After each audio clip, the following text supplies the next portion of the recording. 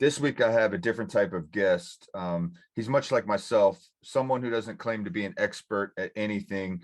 He is, however, a deep thinker, very open-minded individual, and interested in much of the fuckery and things that people really don't quite understand. I've been down many dark rabbit holes with this guy. I consider him a friend. I'd like to welcome Dillon Means to the show. How you doing, Dillon? Not too bad. How you doing?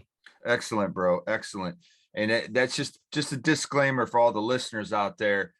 And we're going to talk about some crazy shit tonight. And you know, I'm not claiming to know anything about anything. So just, you know, take it for what it's worth. Take it for maybe, food for thought, and just maybe something you can maybe vibe on and just try to expand your mind. And then with that, just go with it, and just remember, just question everything and find your own truth, is what I always say to my listeners. And that's kind of how I feel like our whole conversation is going to be, because I don't think either one of us really claim to be experts in anything, but I think you're kind of a cool guest to have on the show, because it's just going to be a kind of a different vibe for this episode, and I'm pretty excited about it.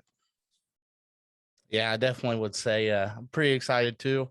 Kind of a little out of my comfort zone on this one, but I think we'll find a flow in it, and we'll get into some interesting stuff for sure. Yeah, I think so.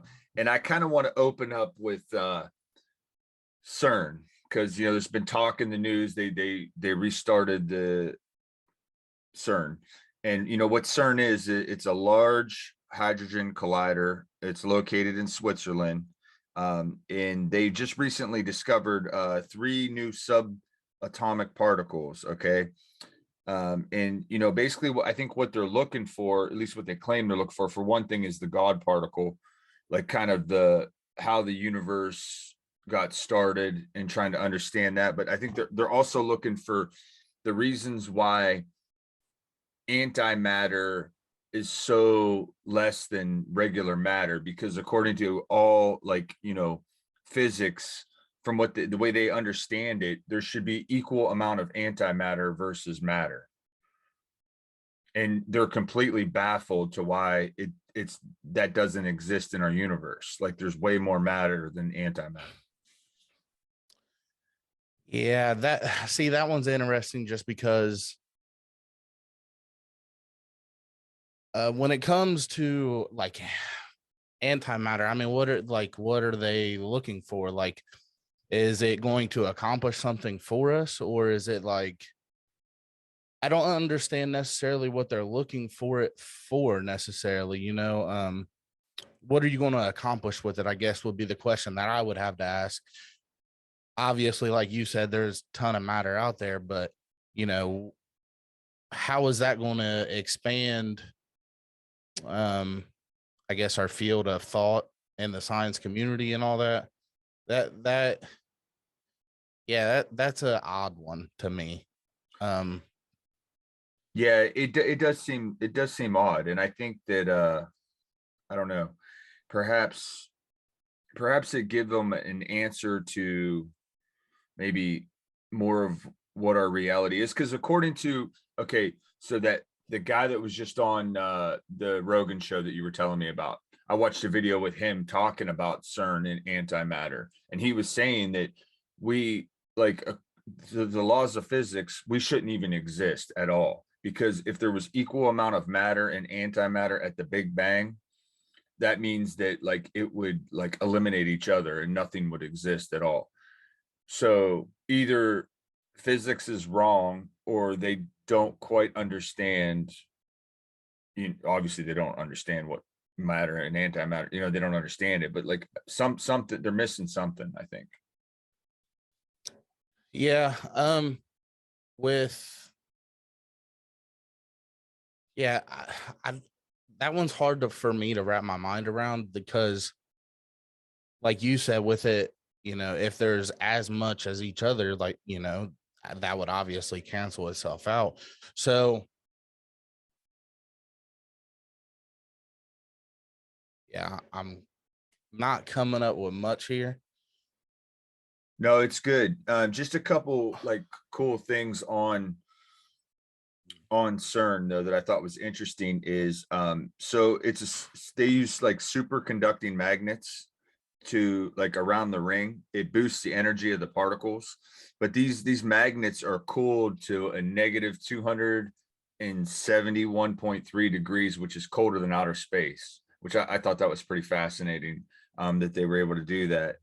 And then basically what they're essentially trying to do is they're trying to create like they claim, okay, so here's the thing. I looked up like the safety features on CERN because there's a on their website.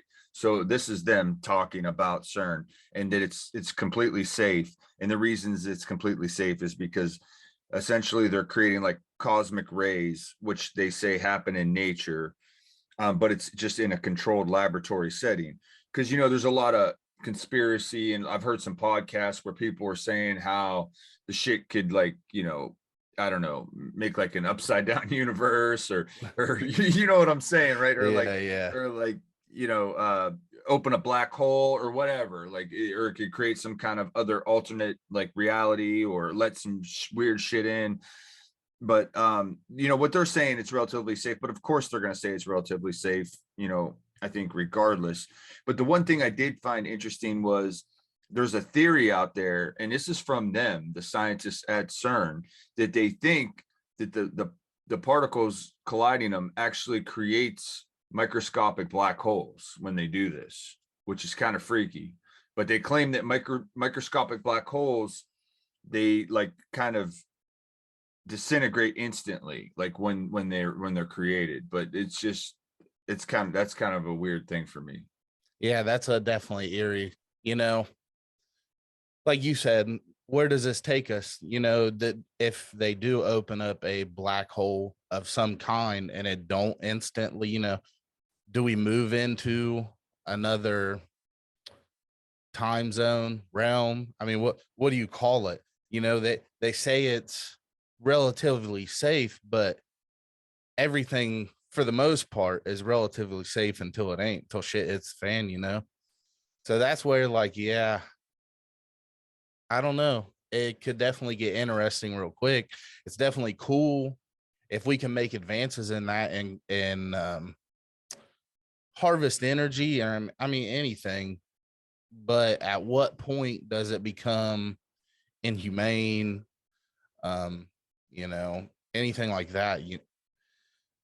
A problem with something like that if you've never entered into that. I mean, I guess that's how all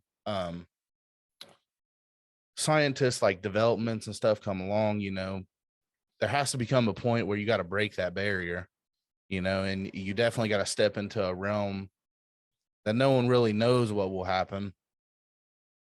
But at what cost to us as people, or at what cost,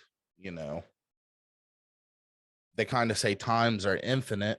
At what cost, what if it, like, we live out different time zones, or infinite lives, or however you want to put it? At what point does it freeze all that, or maybe revert something that was laid out that wasn't supposed to be changed? It was kind of, we all deal with like a little bit of synchronicity. It At what point does it change that, or does it revert some of those things were supposed to happen and don't?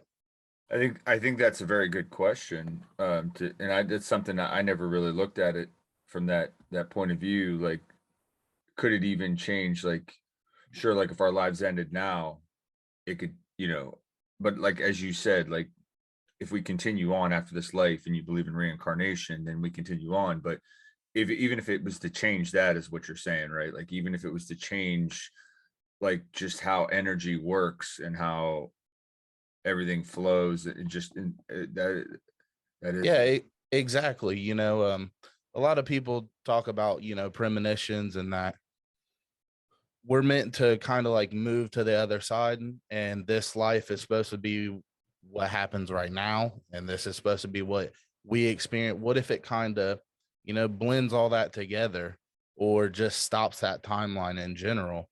What happens to that energy?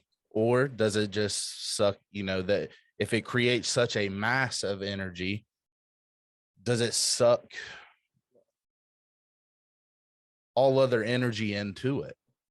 I mean, the possibilities are really endless when you're talking about something to that scale. I mean, we don't even know what we have a general idea what's out there, but I mean, outside of our solar system, we don't even know if we're the only life form out there. What if it not only changes something for us, but others that we haven't even been able to contact yet? Or, not saying that there is something out there, but you honestly never know. I mean, me and you have talked quite a bit. I definitely come from the frame of mind. You got to be open minded. I mean, there's no way we're the only life form out there. So it's definitely a heavy question. You know what I mean? Like, yeah, it's safe, like I said, but once it turns south, can you get a handle on it? And can you, Can you you go know, back? exactly. Yeah. I Can mean, you you may, reverse the effects of whatever has happened? right. No, that's valid. One thing I do want to clear up that I think I've heard on podcasts, and actually a couple people at work were telling me about the statue at CERN and how, there's like some disturbing stuff going on. But really, so I looked into that. It's really just the statue of Shiva, the Lord of Dance, and it's a symbol of energy in life. It represents energy of the particles and stuff like that. So it's not nothing that's real. I don't know. Um, it just it just doesn't seem real conspiratorial to me, like, because I think a lot of people were kind of saying, I don't know, I heard like world eater statues and like, demonic statues were there. And I didn't get, at least in my research. I'm not that I spent a lot of time doing it, but I didn't see any of that. I just seen the statue of Shiva and kind of looked into that a little bit. So I don't know. So I think sometimes conspiracy theories kind of, they get off and running, and they're not, necessarily full Well, of I a mean, lot of truth. me and you have talked about it here recently, over the past 3 years, the different events that have happened within society. It's really divisive, and anything that can be used to be divisive or push a narrative one way or the other, I mean, anybody's going to use it for ammo is the thing. Um, it may be harmless. I think it's kind of odd.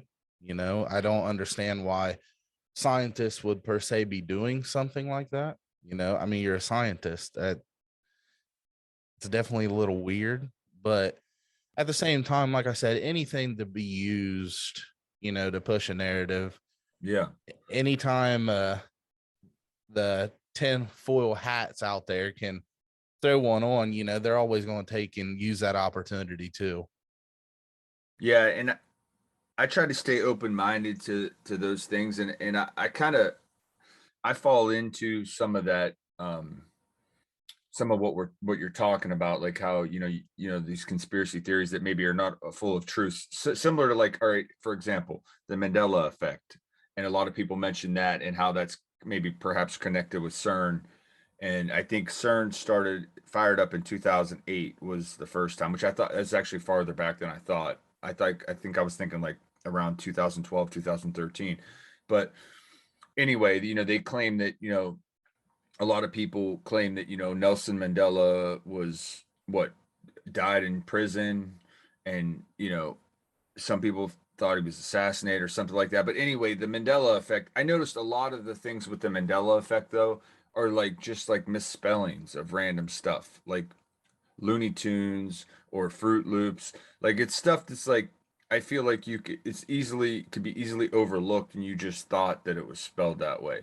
Because I feel like, all right, for example, if something really did happen with CERN to where it kind of like altered our reality for some people, like, I feel like it would be bigger things than like misspellings on cereal boxes, or like that C3PO has a silver leg now. Although I will admit, I don't remember him having a silver leg, bro. Yeah, I'm the same way. I kind of feel the same way you do. Like I love a good story, and sometimes hearing that story, I'm quick to buy into that tinfoil hat. But No, I get it. I feel the same way. I actually just seen one today. It was like Chick-fil-A, and the chick was spelled CHIC. And then they had another one, it was spelled CHICK, and that was like supposed to be the most recent one, and everyone remembers the one before. And like you said, something like that could be overlooked. It could be something, I feel like it would be in day-to-day life, maybe. Now also, like, the way I think of it too, it'd be hard to prove. Maybe changes in, people's attitudes, something like that. Like, I don't really necessarily know how to explain it, but I definitely feel like we would see something bigger. Maybe advancements that we never seen before. So I kind of find a hard, or kind of have a hard time believing that it would be something as simple as, a spelling on a box. And even then, like, who's to say that over the years a marketing team did make that change? And it was just something as simple as one new guy or something misspelled it, they ran the boxes, and that's just, that's where it's at now. So I have a hard time believing some of that. And I definitely think that, as much as I would like to believe in maybe a conspiracy theory there, it's definitely hard to argue with. And if that's all the concrete you can find, it's a fun topic to talk about. But Yeah. Yeah, and I think most of that stuff is like, what's the word I'm looking for? Not like propaganda, but it's, uh help me out here, man. What's the word? Pop culture stuff, right? Is yeah, yeah, what they're yeah. noticing. But like there's not like, I don't know. I woke up one day, or I thought, the United States was a free country, and then, I wake up and then, we're I don't know, you know, communist prisoners or something. Like With you may want to hold your tongue there. I mean, all great empires fall, and like, Yeah. I hate to put it that way, but we're definitely seeing a lot of things in the world around us that no one in a million, before World War II, for example, no one seen that coming. Before World War One, everyone was hunky dory, and then it just takes a key set of events, I guess. Maybe someone, ballsy enough out there, like we're seeing with Putin in Ukraine. Yeah. You poke the bear enough, sometimes people get overzealous, and some countries get too overly involved, and we find ourselves in World War III. So I'd be careful what you say there, Yeah. but I definitely see where you're coming from. Yeah. Yeah. I just think it would be something more. I don't know. On the lines of that a little bit, kind of, sort of. Uh, there's a guy we work with that was injured pretty bad not too long ago. I'm not going to throw his name out there, but I just kind of want to kind of tell his story a little bit. That he claims that when I think he was in a induced coma, and then when he came out of the coma, he claims that he thinks like he slipped into like a different type of reality, because he says that, like, everybody he knows now is slightly different than the way they were before. And I had even said to him, dude, have you ever thought about, like, what if you actually died in that, and then but you came back in a new. But my thing about that is I mean, is it perhaps just he's just a little bit different, from coming out of the coma than, the other way around, but it's just an interesting thought. I don't know if I buy too much into it, but it is interesting. What are your thoughts? With something like that, yeah, that is interesting, because I mean, if he was to in fact die, I mean, how would you know? I mean, if your energy lives on, things like that. If we do get reincarnated, who's to not say he did slip into one of his other infinite realities? But I wouldn't put it out of the realm of possibility, you know. With something like that, you never know, first off, what the body's going through. Um, there's I'm sure there's a lot of, maybe endorphins, maybe something like DMT.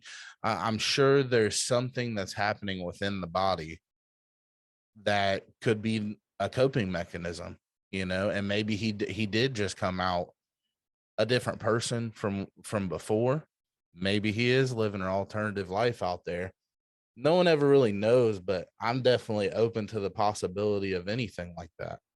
Um, A- And I've given that some thought myself, like even with my own situation, not like in a near death experience type deal, but just in that, like before, I feel like I've been red pilled, bro. So I don't know if it's just me seeing the world differently now because of things that I know, but it just seems that like at one time in my life, like things were hunky dory and good, and like the world was the way it was. And now it's like I freaking live in a cartoon and everything's, well, like I live in an upside down world, bro. It's like what the so hell? so my question to you is like, can you put a timeline to that time? Can you Yeah, I think, and this is the honest truth. I think it was. It, I don't know the exact year, but I know the event that kind of changed me. It was when I realized that 9/11 wasn't what 9/11 was. And then from there, I just learned so much about so many other different things that I was just like, my uh the next one was like right after that, I a guy that I worked with turned me on to a book about the Federal Reserve and how it got started. And it just took me down this rabbit hole to where I was like, I just couldn't believe that we lived in a world that was corrupt and maybe fake on the surface. see with me? I started seeing that, like, I would say probably coming out of high school, like coming into more of my adult years. Just and maybe that was just me changing from being, an adolescent, a teenager, to having to handle like more of a adult life, but for me, it was around that time noticing that the world around us isn't what a lot of people make it out to be. Um, there's a lot of people in the world that want to make this place that, call it what it is, but it's gruesome, you know. It's a dog to eat dog world. And I hate to use that term because it's kind of cliche, but there's a lot of things that happen behind closed doors, and there's a lot of things that you see on a daily basis. It is kind of eye-opening. You go from being a kid kind of not having a worry in the world, um coming up and seeing things in high school, and seeing, I've lived from about 16. I mean, even now I still live on the west side of Columbus, but I seen some, some pretty gruesome stuff. And your outlook on the world, changes. You, like you said, you see some things that, and kind of get your eyes open to a lot of things that the government has done, for example. I mean, we've seen that definitely over the last few years with COVID. I mean, I think just about everyone has lost faith in what our government is, and what they're trying to do. From right, left, even though everyone uses it so divisively, like it is, it's definitely different. Um, I don't really necessarily know how to explain it though. But I'm not sure that I mean, I think everybody goes through life and maybe perhaps changes their perception changes as they grow and age and have experiences. I do believe that. But I think there's a lot of people, man, that they're just they're not, I don't, for lack of a better term, they're not red pilled, man. They're just going through the motions and living their daily life like, everything's hunky dory, and the news is what the news is. And Well, I mean, I see that in my family. A lot of my family, they diehard CNN. They sit down every morning with their coffee, and that, to me, the whole premise of CNN is being red pilled. Their company colors are red. That, and most times, more often than not, like, it's never something positive. It's always something negative.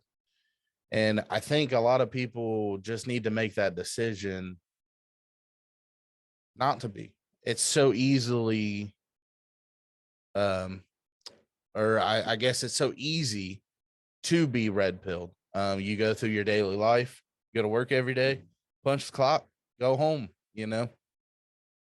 and like you said, though, I guess that kind of goes into what I was saying too. Like, it changes your outlook on the world, and a lot of people don't like that. Yeah, it's uncomfortable, right? Exactly. No one, because then it almost feels like you're in a hamster cage. You're kind of locked in this life, and no different than the Matrix or whatever. You're stuck. There's no way out. There's nothing to look forward to. What do you what do you think maybe contributes to those that kind of become woke? Or I mean, it's because it's something deep, man. It's deeper than just having an experience. At least I believe it is. It's deeper than just, something happened to me, or I just realized that, 9/11 was a big lie, or whatever it is. Uh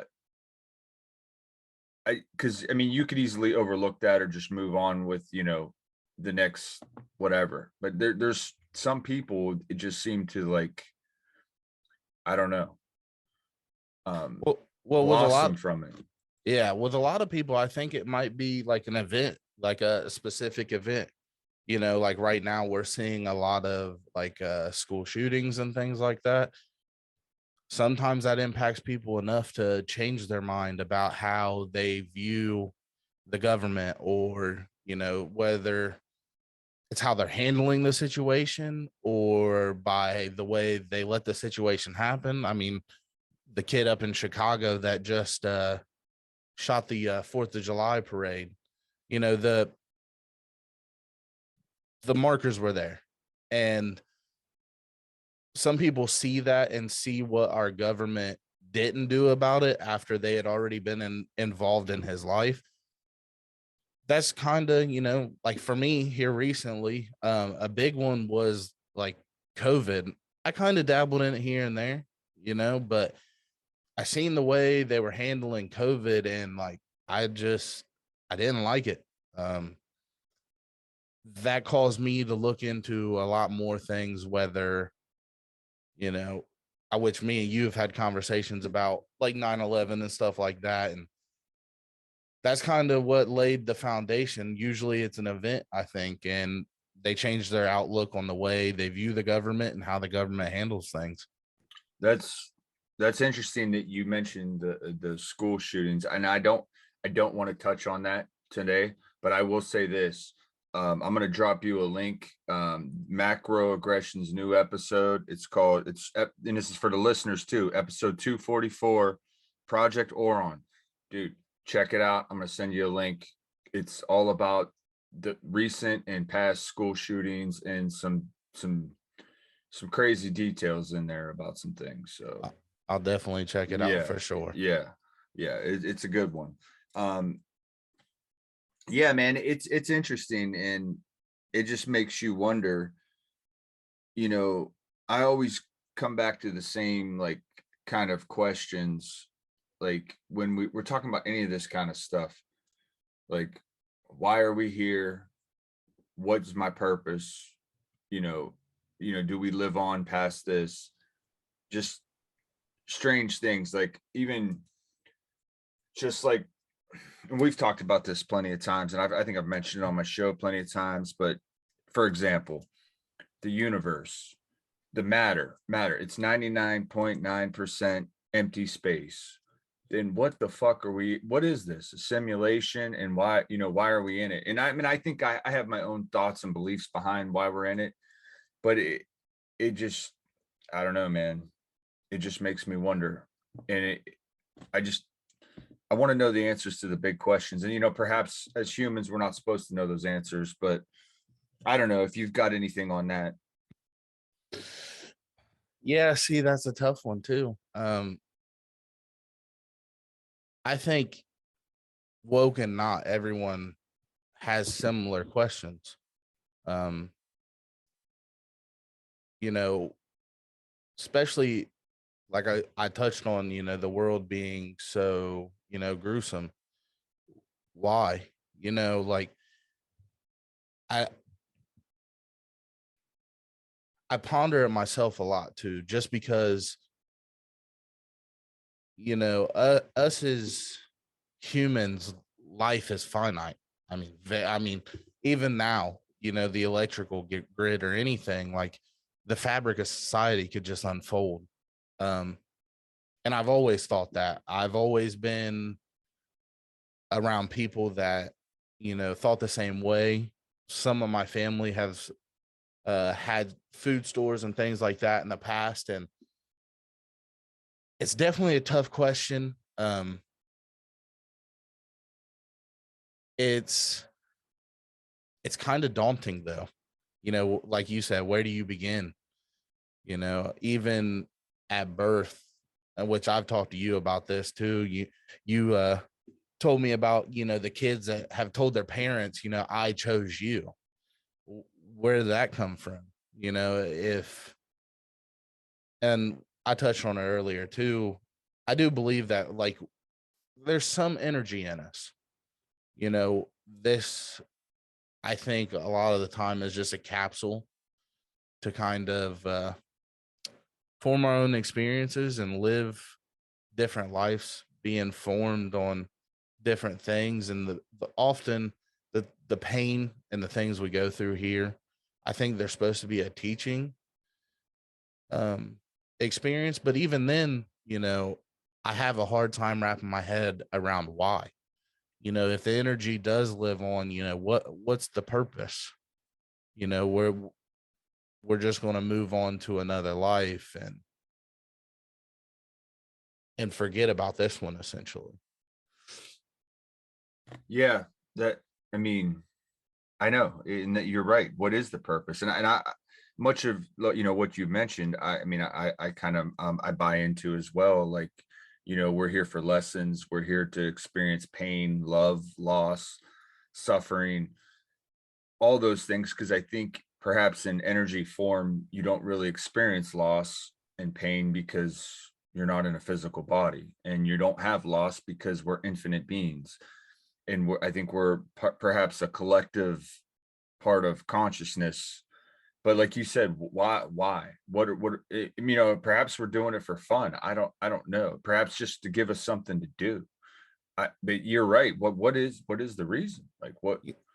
Sometimes I've also asked myself, if there is another being out there, something that maybe we're striving to be one day, maybe, we just haven't hit our final form, but like maybe it's a way for them to maybe experiment on us or something weird.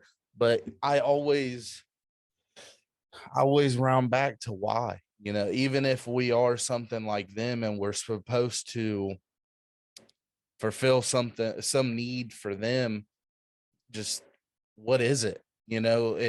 It's always, there's always a reset button that's kind of hit, I feel like. And I just I can't wrap my mind around why. Or When you say them, are you talking about like ETs, extraterrestrials? Or are you talking about like perhaps higher spirit beings that are, that exist in the universe?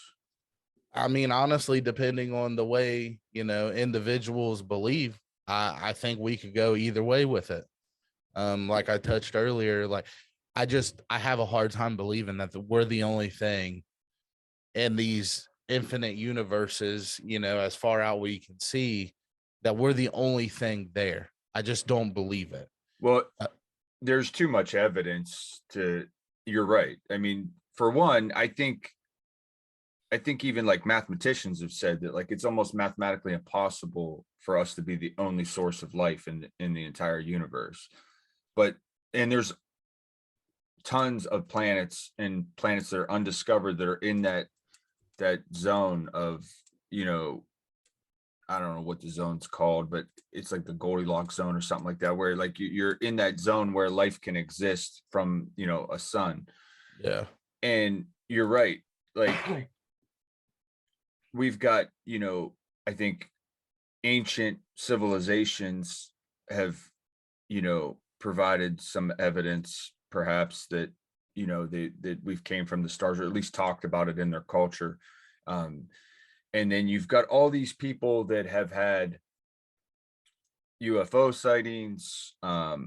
They claim to have been, you know, kidnapped or abducted. They can't all be crazy and can't be all making it up, man. No, there's no way. No way. And see with that too, like who's to say that maybe that ET out there, isn't someone who is spiritual. Maybe it isn't, or maybe it is a being to them. You know what I mean? Like maybe they came in contact through some, I know you've done it, like with the mushrooms and psychedelics and things like that. Like maybe it's a way to tap in to those beings. Maybe that's, the way people become spiritual and can connect with something like that. Maybe we're just not to that wavelength yet. Maybe it is actually uh, without lack of a better term, like a god. Maybe it is like something that is like sentient, and maybe it is something that we can look at and have faith in, or without being religious or any, maybe it is a higher being, just something to like ground us, or there's no telling. Like I said, it just kind of depends on the person, I guess, and what you want to believe in and what you don't. Yeah. And you had we were talking about this the other day, like, you know, Wright Patterson Air Force Base and some of the government stuff with UFOs and things like that. Now you had somebody that you know, right? That worked. Yeah, it's my aunt's dad, my aunt Nitra, and his name was Harold Williams. He's passed, but yeah, he worked for the Air Force for a very, very, very long time. I want to say he got in right at 18 and he retired from it. But when he retired from Right Pat. And it's funny because, we always used to joke. I forget what movies it's from, but it might even be Independence Day, but we always used to joke with him like, oh yeah, we forgot, like it's G14 classified. We would ask him about aliens or any kind of off the wall shit, just because we like to shoot the shit about stuff like that. And I'll never forget the look he always used to give us. He would just kind of shoot us this look, and he would give us a shit-eating grin, and he would be like, yep, G14 classified, and he would always leave it at that. And I don't know. He never came clean about anything like that. But I definitely think, with his high, I want to say he was a lieutenant colonel, so he definitely had time in. I think that he had definitely seen some things there. And I wouldn't honestly be surprised if he was involved in like maybe bringing Roswell back, or maybe even in like trials with some aircraft that they had. That's kind of a what do you call that? Kind of a conspiracy that people have talked about. They had aircrafts there and that they would test them and things like that. But yeah, he never came clean about anything, but he almost told you without telling you. Yeah, and that story reminds me of, you know, the podcast I was listening to not too long ago. I can't remember which one who it was, but where they talked about two different stories about two different military men that had, worked, that were, like top secret stuff. And then on, on their deathbeds, they're getting ready to die. And, they're telling their family that yes, aliens do exist. And yes, I was working, my job in the government was, working with alien technology. Like, why would people on their deathbed just lie to their family like that? Like when, it's been a secret their whole life. Like, there's just things that, people just don't do, just to do. You're not gonna, See, that's not something you're just gonna think of off the top of your head when you're ready to die. yeah. See, the bigger question that I think we should ask is, if there are aliens and we do have things like that, why the hell won't they come clean about it? I know enough people around me that would sure the hell like to know. And a lot of people around me, think that something like that is real. Um, you can even to this day, there was right around my aunt's property. She lives out in Enon, Ohio. I mean, if you just search alien abductions or anything like that in Enon, Ohio, I mean, a whole slew of shit comes up on, Google searches and things. So just come clean about it, quit lying to us. But then again, I guess that's kind of the way the machine works, once it's top secret, and they're doing a little bit more to come out about it. But I get it over with. Everybody wants to know, curiosity is killing the cat. Now, do you think that perhaps, like you had mentioned earlier, society's kind of fragile? Do you think that they're concerned that a lot of people wouldn't be able to handle that news? Or is it more of they've got some kind of deal, backdoor deal, where they're really not supposed to talk about it with us? Ooh, that's an interesting theory. I definitely could see the aspect of like maybe they think people couldn't handle it. But even now, now that things are coming out a lot more, there's a lot more open minded people nowadays. I could understand it back, when Roswell, because didn't that happen back in like the 50s or 60s? Yeah, I think maybe perhaps 1947. I could be wrong on the Yeah. year, but I think it's Yeah. around there. See, even then, like I understand that, like, because around that time, just people weren't open minded. I mean, but now that we have like social media, whenever a sighting happens, I mean, it's like online within minutes. There's a lot more people open. So I understand where that could be a concern, but I just don't think so. Maybe, but I could definitely see like, there's um was it Nixon? I think it was. I can't remember exactly, but the supposable like secret meeting he had or whatever, and they exchanged technologies. They gave us the microwave, so I could see like some kind of contract like that.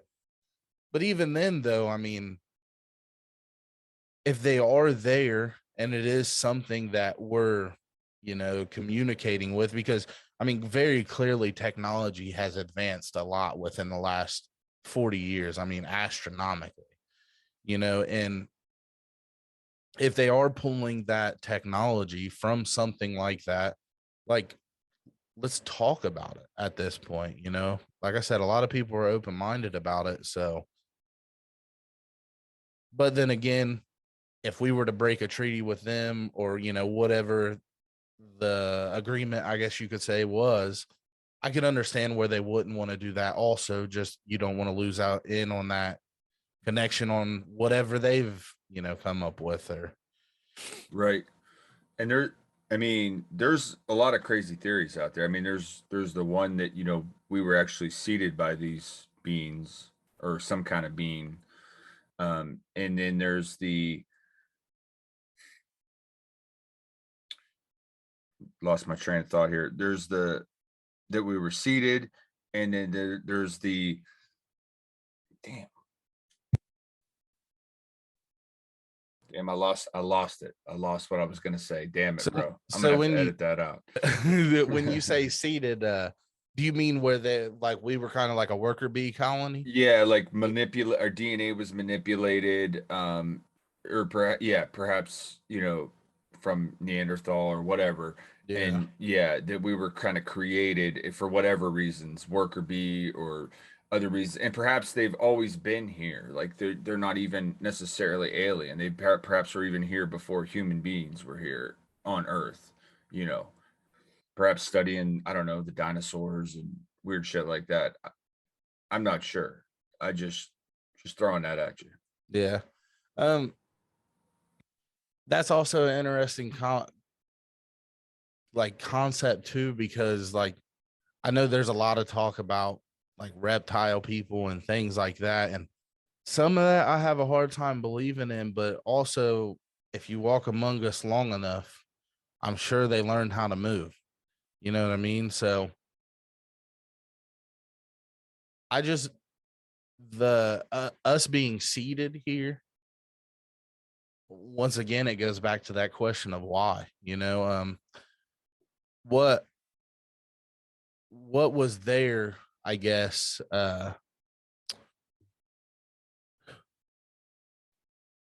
what was there like? What were they trying to shoot for? I guess is what I'm trying to get Yeah, at. what was their motive? What was their Exactly. motivation? Yeah. Um, I've heard, you know, resources and minerals perhaps to mine for gold. But and I'm not saying I know, I'm just saying that that's one theory I've heard that perhaps is why we were seated here. See, Or that's an interesting theory, but even then, if that's what we were seated here, we're not doing a very good job at making sure they get that mineral. You know what I mean? Not unless um that was kind of the reason why we were put here is to create from those minerals. I could right, kind of understand that, but we're burning through a lot of that so quickly that it could just be one big study. that is true. That they created us just to study us and see how we evolve and how we adapt to our environment and how we adapt to technology and what we use stuff for. I'm just throwing it at you. I don't know, man. Yeah, well, I mean, that's kind of like the $1 million question, right? Because we are such an odd species. We can make things to keep us warm in the winter, but we don't grow anything to keep us warm. Right. We're kind of, we have opposing thumbs. We're kind of like one of a kind, and that goes back to like why, maybe we are kind of in a little bit of a petri dish just to see how we thrive. Yeah. But and on even talking about this though, I still think there's other levels to it though, right? There's the level of perhaps seated in creation, but then there's also that spiritual level of perhaps, as an energy body and consciousness, you decide to incarnate as a human on earth. I think that that may even be like higher than, you know, Well, I mean, we talked about Cern earlier, and maybe we were just an unforeseen consequence. Maybe what they created, they didn't think would have any kind of an afterlife or be able to connect on any way like we've been able to. Maybe it was just something that wasn't calculated for. wow, that is a cool thought. That is a cool thought. Huh. It makes you wonder, dude. I Yeah. wish I had some answers. I wish I Yeah. had. Well, unfortunately, the questions that we're asking, I mean, there will be people far, far, far after us that still won't find out, Yep. unfortunately. Yeah, I think you're right. And it almost it almost seems as if it's kind of like part of human nature to just not to know everything and to perhaps question everything. And it seems like the more that you learn and understand, at least in my experience, the more that I learn and understand, the the more I realize I don't know shit about anything. Well, I mean, if you look at us as people, we're kind of our best selves when that's happening. You know, I think that's where a lot of innovation comes from. I think that's where, maybe some of this technology that, we've came upon comes from. Eh, Innovation. I mean, if we're not tinkering, what are we accomplishing? You know what I mean? We can't be, just lumps on a log. We have to be doing something, or us as a civilization, I mean, we wouldn't be where we're at now. Yeah, that's a good point. And I think, speaking of that, I think there's a lot of good that comes from innovation and civilizations moving forward and becoming more enlightened and better equipped with technology. But at the same time, the future looks kind of grim when it comes to technology. The merge of, technology and humans as like transhumans. It's kind of scary shit to me. I Yeah, mean, me at what point are you no longer human? And you know, exactly. Me and you were having that conversation the other day after I listened to that Rogan podcast and told you, because I mean, we are who we are. Like you said, at what point, are we no longer like? At what point do we just wake up and we're kind of like a robot? We just go throughout the motions.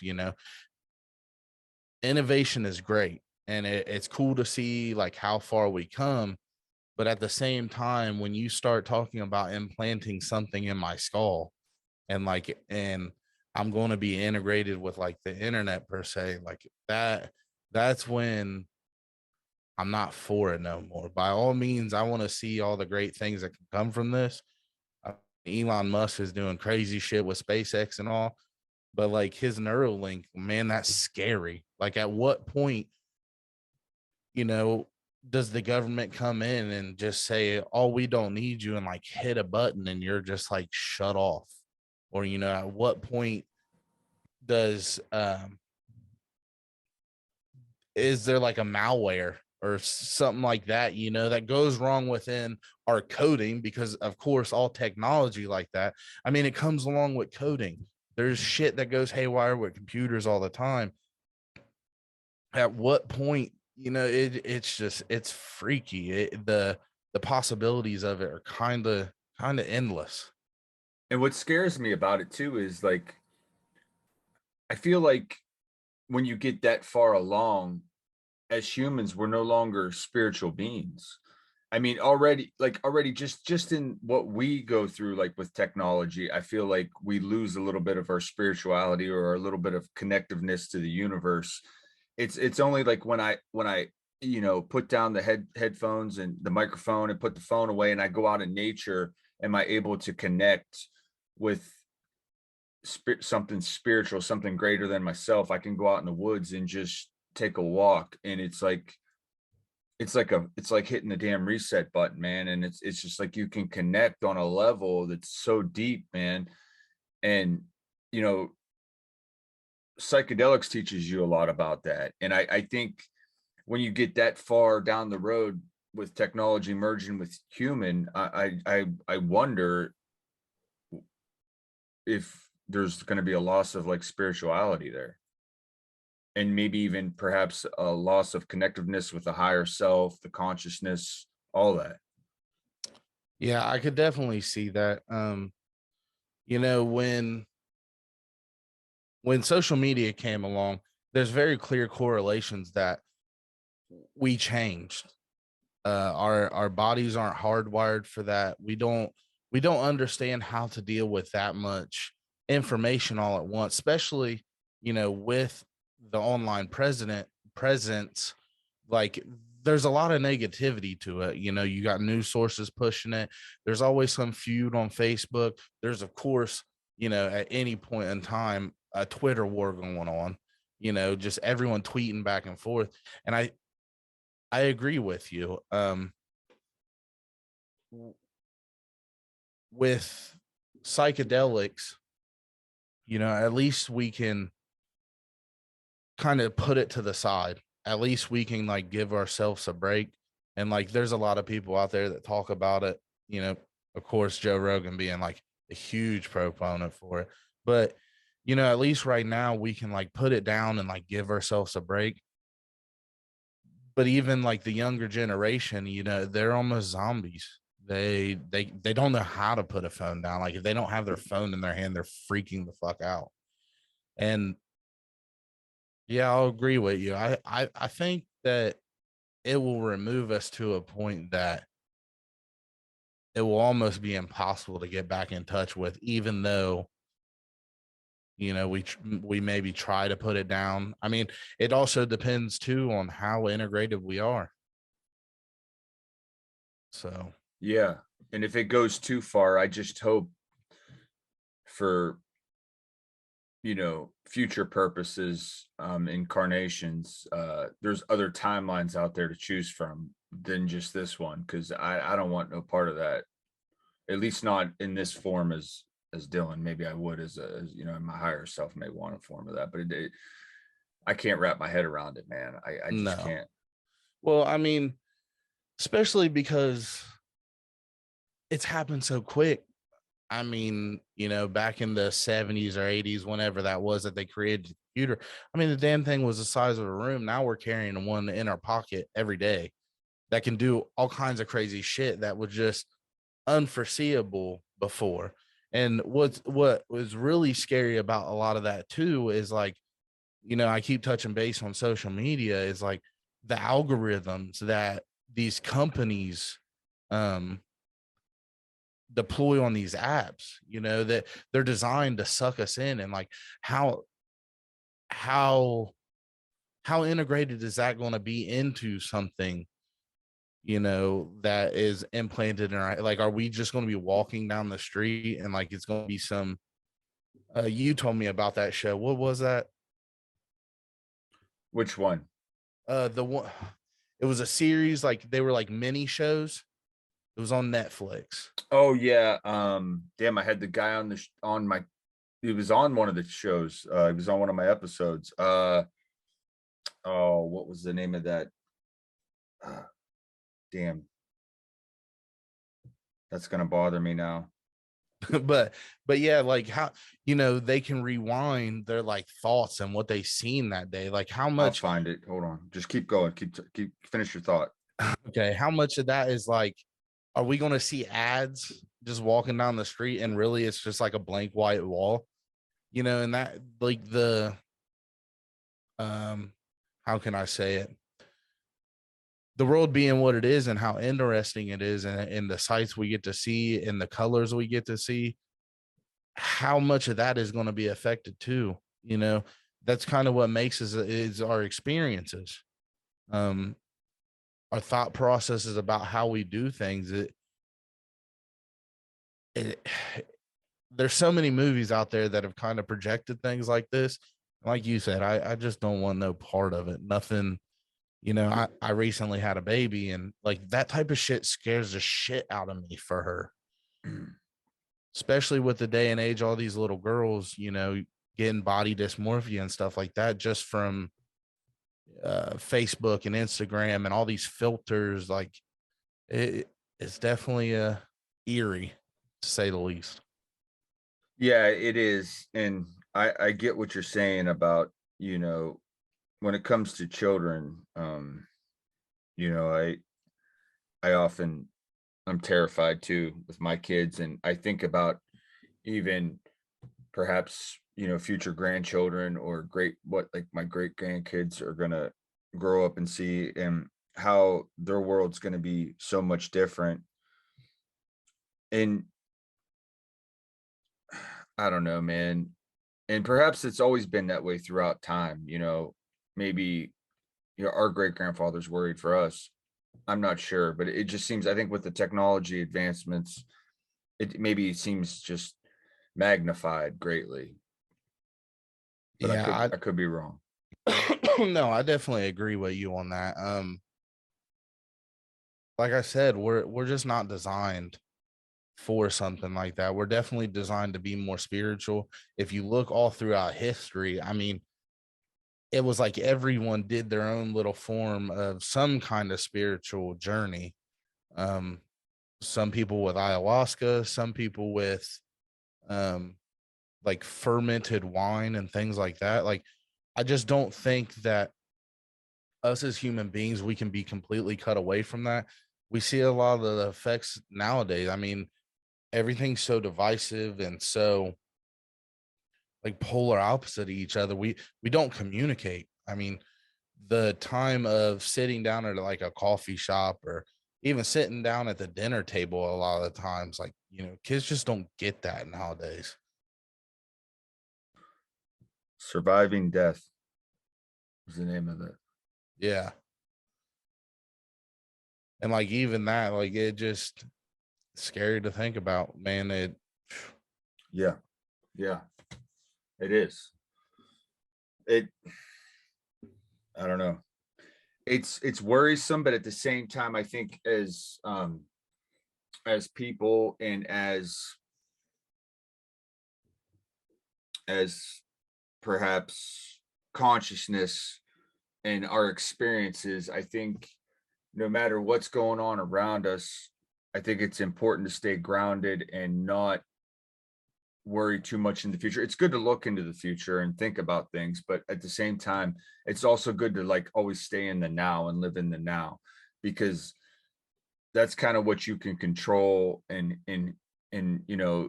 just being in the current experience and not worried about things that are way down the road or things that have happened to you in the past, because that just causes a lot of anxiety, stress, things like that. And it's just not good. It's not good to stay in that space long. I mean, it's cool to talk about like we're doing and to understand it, but at the same time, I think people need to be aware and check themselves and just stay within the current moment as much as possible. And as humans, it's hard to do because we're dreamers and we think about things and we worry about things, and it's kind of part of our nature. But at the same time, I think it's important just to live in the now and enjoy the experience right now. Like if everything's good right this second, then just let it be. Just let it be and enjoy the current moment. Like right now, I'm enjoying this conversation with you, and that's where I'm going to stay. But I get what you're saying. Um, it's See, freaky. It's freaky, bro. and that word of advice right there, I mean, that I think nowadays is like worth its weight in gold. Um, we often, me and my wife dealt with this when we were trying to have a baby because we had a lot of complications and things like that.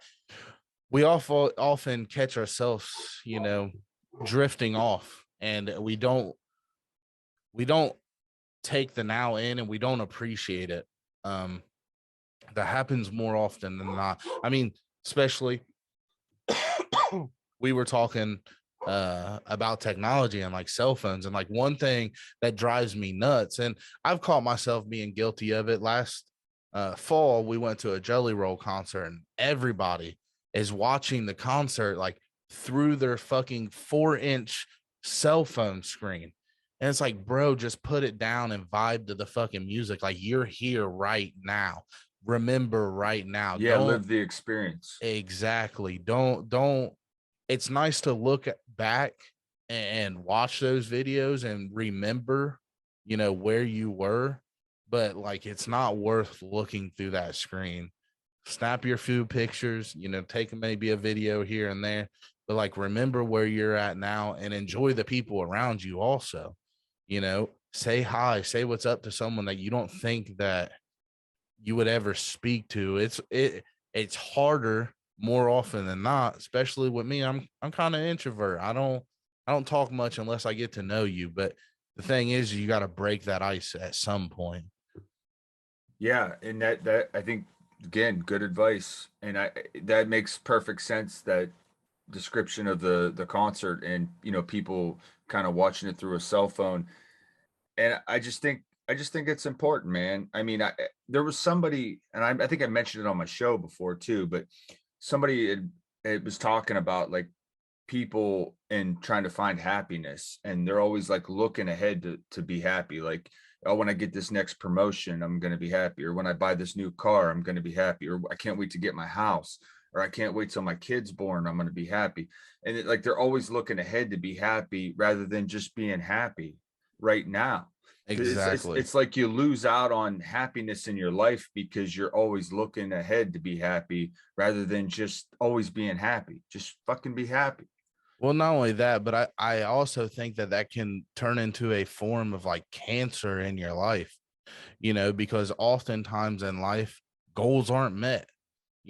Things don't work out maybe the way you exactly wanted them to or expected them to. And that's all right. It's life. I mean, it happens. But at the same time, like people will dwell on that and they'll let it affect their mood for, however long it takes them to get past that, if they ever get past that. That's another valid point, dude. And I think I've always, especially here lately, with the whole job search thing and everything, like I don't really see it as a necessarily like a pissed off roadblock, right? Because I know like there's synchronicities and there's things that line up in life, like things happen for a reason, and like it's just not meant to be. You got to kind of just accept things, like, and it's sometimes it sucks, and you can be like, oh, that sucked, but just let it go and just look at it as there may be another opportunity down the road, or there may be some, because if you look back on things, like maybe perhaps an example for me would be like how I met my wife, dude. Like it's just crazy ass like things that had to have happened to take place for me to even meet her. And like, and it all happened. And like there was like a series of events that were like major life events in my life that had to happen for me to meet her. And I I met what I feel like is, my soulmate. Yeah. See, I feel the same with me. Major life events didn't happen, but it was just like once I guess the ball started rolling, like the chips started to fall just like right into place. I met my wife when I was a freshman in high school, and like she walked in the room, and as soon as she walked in, I was like, God damn, she's pretty. Like I've have to know her. Well, anyways, time went on. I was kind of wrapped up with an ex of mine, which is, how that goes, just toxic. But once I finally got away from her, it was my junior year, and I wrote a letter to myself for my psychologist or my psychology teacher to send out. It was like some kind of project we did. He was going to have us write these letters and address it to someone that would be in a place that we could receive it again. So I addressed it to my aunt Nitra out at her property. And I want to say it was 2 or 3 years ago, but I wrote a letter to myself, and it's so odd. But I wonder if I can get it. I'll have to bring it into work. My dad's got it actually, but I wrote like 3, 4 paragraph. I was talking about me and her. We're going to grow up, get married. We were going to have dogs together and have a beautiful family. And I wanted this big old like SUV, and no shit, Dylan, all of it happened. Like it was just weird life events like that that Spoken just into existence, bro. exactly.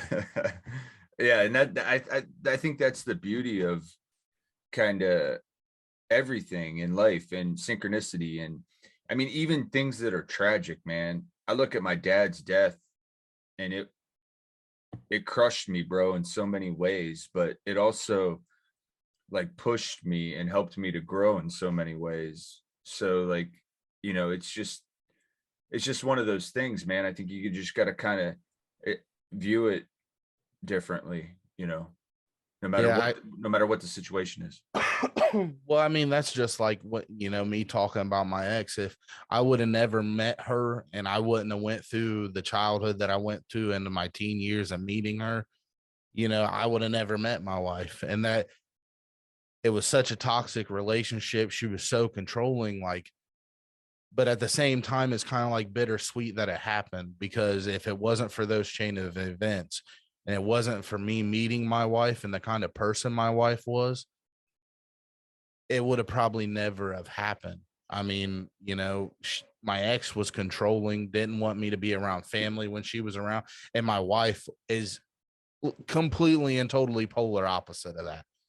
She loves hell, my family likes her half the time more than they like me. So it's just things like that you Yeah, got to be thankful for that happening. It sucks, but you got to pick up and move on. that's awesome, man. That's awesome. I love that. It's beautiful, man. That's beautiful. Um, Listen, man, I know you got to get up early, so I don't want to, screw you up too much, but I would like to, you're pretty good at this stuff. Perhaps offer a, if you ever want to come back on the show, or I think it'd be better or even cooler if you would maybe co-host some episodes with me. Maybe we could get some decent guests on, and if you're ever interested, I'm just offering that to you because I think you'd be a dope ass co-host. To be on my show occasionally. You can come on, and I know you're busy too, but just if you've got the time, I'd love to have you back on because I mean, you're a deep thinker. You got good questions. Uh, and like I said, I don't want to keep you much longer. I know you got to work in the morning. And I'm off. You're the one that's got work in the oh, morning, are bud. you off? Yeah, I'm off. Oh, all that big spiel for nothing. Yeah. No, but I greatly appreciate it. And I'll definitely do it again. Um, man, at the beginning of this, I was nervous, boy, but I just got to shake the rust off. And I would love to come on and maybe have a conversation with a few other people or, some other guests that me and you kind of align with. And Yeah. Yeah, I think it would be pretty dope because I mean, I think you're definitely gonna ask some questions that I would be unable to come up with. I think it would add some depth to the show, and I think it would be good. It would be a good conversation for all of us. So I'll keep you posted on some of my guest list, and we'll get that going. I don't know, man. Is there anything else you got for the listeners out there? no, not really, man. I think you about summed it up.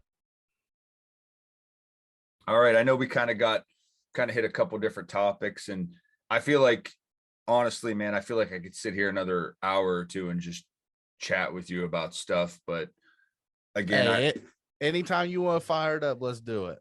it Like sounds good, bro. you just gotta let me know. I'm always an open ear. Even about some shit I probably don't even understand, but I'll try to bounce something off of you. Yeah. Yeah. And I feel like, that's it too, man. And I just feel like there's so many topics that we didn't touch that I, really would like to touch with you. So I'll keep that in mind. Definitely. But hey, thanks again for being on the show. I really do appreciate it, man. Nah, thank you. Definitely a different experience for me. So it was definitely kind of daunting, but now that I've done it, it's not too bad. I just got to find my words and use my brain a little.